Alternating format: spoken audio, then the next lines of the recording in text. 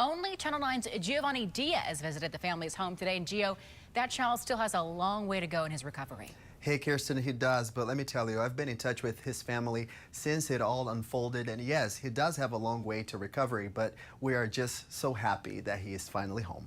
Right there. Do we have a name for him? Squiders. After more than a week in the hospital, Xander is finally home.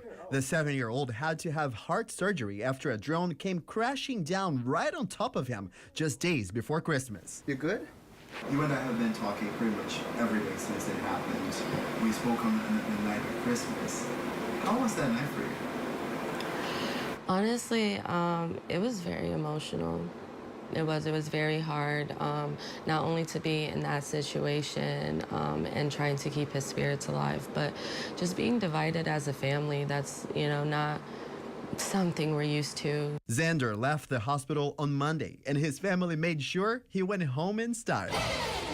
They did have the wheelchair, but even when he got in it seemed kind of morbid, it wasn't making him feel better. Mostly thanks to the community, we were able to get him the Power Wheel, so I spent all that morning getting it together, me and my wife, trying to read those confusing instructions, but we did it. For now, the 7-year-old will still have to stay home, see the doctor at least twice a week, and will still have to take pain medicine. What procedures did he have? So he did have to get the open heart surgery. I do know there was a few arteries that had to be replaced, as well as a front part of the heart that had to be repaired, one of the valves as well. So there was a lot of extensive work done. Xander's mom says the time they spent in the hospital was challenging, but the community support she and her family received made it all possible. I know a lot of the times the world seems like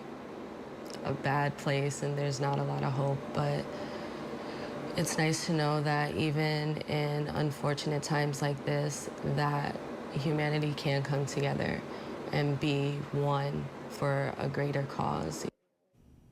Oh my God, this makes me so happy. Xander's mom told me she is hoping this incident will bring more awareness about drone safety, especially here in Orlando, but she is glad he is home to celebrate the new year. Reporting live in the studio, I'm Giovanni Diaz, Channel 9 Eyewitness News.